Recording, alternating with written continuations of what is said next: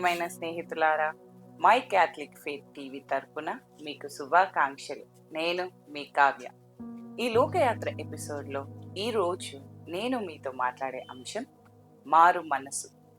మారు మనసు అంటే కేవలం మన ఆలోచనలను మార్చుకోవడం మాత్రమే కాదు, మన హృదయాన్ని, మన దృష్టిని, మన జీవిత దిశను దేవుని వైపు మళ్లించడం. బైబిల్లో యేసు ప్రభు తన బోధనను ప్రారంభించినప్పుడు మొదట చెప్పిన మాట మారు మనసు పొందుడి, పరలోక రాజ్యం సమీపించింది. ఇది కేవలం ఒక ఆజ్ఞ కాదు, ఇది ఒక ఆహ్వానం. ఆధ్యాత్మికంగా మారు మనసు అంటే పాపం నుండి దేవుని వైపు తిరగడం. మనం చేస్తున్న తప్పును గుర్తించి దానిని విడిచిపెట్టి దేవుని చిత్తం ప్రకారం జీవించాలని నిర్ణయించుకోవడం. నిజమైన మారు మనసు మన హృదయంలో ప్రారంభమై మన ప్రవర్తనలో కనిపించాలి. చాలా మంది మార్పు గురించి మాట్లాడతారు, కానీ నిజమైన మార్పు మాటల్లో కాదు, మన చర్యల్లో కనిపించాలి. కోపంగా ఉండే వ్యక్తి క్షమించడం నేర్చుకున్నప్పుడు, స్వార్థపరుడు ఇతరుల గురించి ఆలోచించడం ప్రారంభించినప్పుడు, అసత్యం చెప్పే వ్యక్తి సత్యాన్ని ఎంచుకున్నప్పుడు అక్కడ మారు మనసు ఫలిస్తుంది.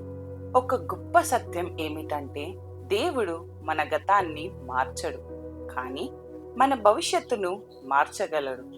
మన తప్పులు ఎంత పెద్దవైనా, మన వైఫల్యాలు ఎంత లోతైనవైనా దేవుని కృప వాటి కంటే గొప్పది. మారు మనసు అనేది అపరాధ భావనలో జీవించడం కాదు, దేవుని ప్రేమను అనుభవించి కొత్త జీవితాన్ని ప్రారంభించడం. గుర్తుంచుకోండి, మారు మనసు అంటే దారి తప్పిన మనిషి సరైన మార్గాన్ని ఎంచుకోవడం. అది ఒక రోజు జరిగే సంఘటన కాదు, ప్రతిరోజు తీసుకునే నిర్ణయం. ప్రతి ఉదయం దేవునికి దగ్గరవ్వడానికి, ప్రతి సాయంత్రం మన తప్పులను పరిశీలించడానికి మనం సిద్ధంగా ఉండాలి. చివరిగా ఒక్క ఆలోచన, మన జీవితాన్ని మార్చేది కాలం కాదు, మన నిర్ణయాలు. మన నిర్ణయాలను మార్చేది జ్ఞానం కాదు, మారాలని కోరుకునే హృదయం. కాబట్టి మనం కేవలం మార్పు గురించి వినేవారిగా కాకుండా నిజంగా మారు మనసు పొంది దేవుని ప్రేమను మన ప్రవర్తన ద్వారా ప్రపంచానికి చూపించే వారం అవుదాం. వచ్చే వారం మరొక అంశంతో మళ్ళీ కలుద్దాం. మీ కావ్య.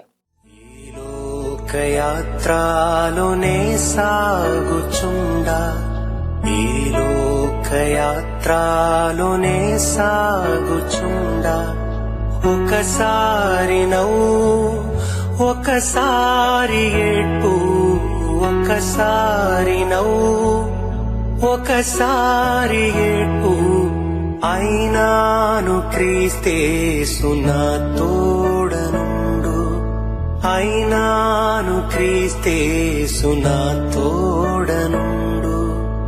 ఈ లోకయాత్రలోనే సాగుచుండా, ఈ లోకయాత్రలోనే సాగుచుండా.